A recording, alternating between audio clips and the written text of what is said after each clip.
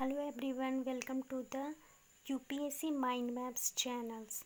Today we discuss a public administration syllabus for the UPSC examinations.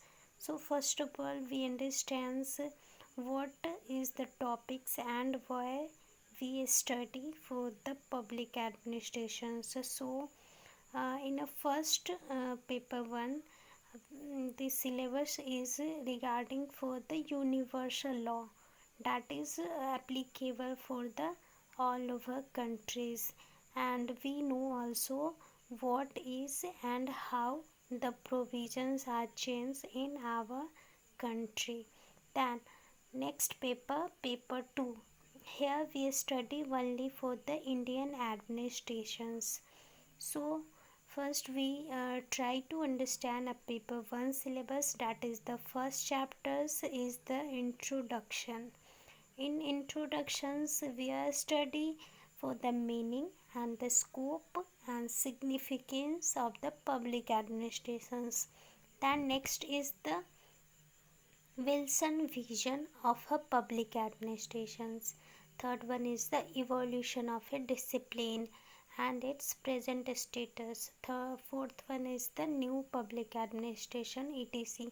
So many topics are studied here, so we can discuss in the next slides for details knowledge. Then next chapter is the administrative thought.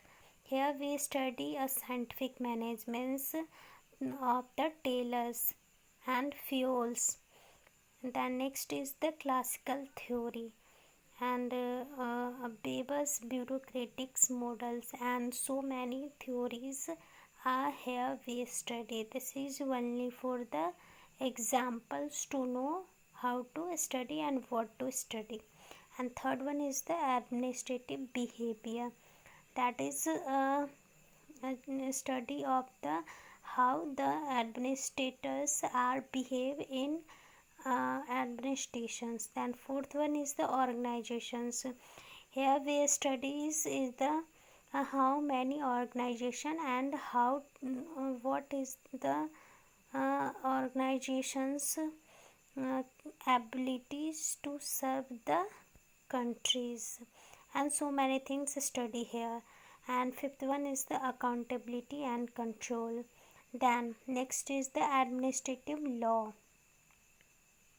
In seventh part we study comparative public administrations and developments dynamics, then personal administrations, then public policy, techniques of administrative improvements, and last one is the financial administration. That's it for the paper 1 syllabus of the public administrations.